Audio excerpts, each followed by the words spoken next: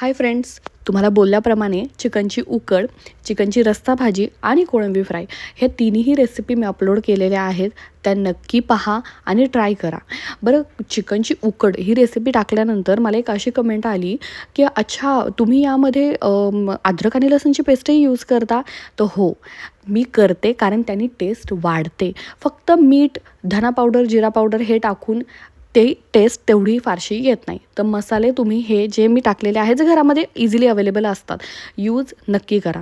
दुसरी, मी चिकनची भाजी केली, त्यामध्ये वाटण यूज केलं. मी गरम मसाला यूज नाही केला, कारण खडे मसाले ऑलरेडी मी वाटणात घेतले होते. त्यामुळे वेगळे मसाले मी वरतून ॲड केले नाही, जसं उकळीमध्ये टाकतात, नाही, ते मी ॲड केले नाही. माझ्या वाटणात होते. मी वाटणाची रेसिपी तुम्हाला दाखवणार आहे.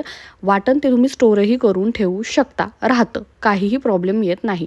तिसरी रेसिपी कोळंबी रवा फ्राय. यामध्येही मी घरात जे मसाले होते तेच यूज केले. बरं, आता मी हे तुम्हाला का सांगते की घरातले मसाले यूज केले, कारण आपल्याला खर्च कमी आणि टेस्ट वाढवायची आहे.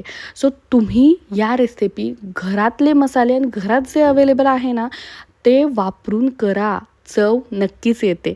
या सगळ्या रेसिपी फार सिंपल आहे, तर नक्की ट्राय करा, शेअर करा.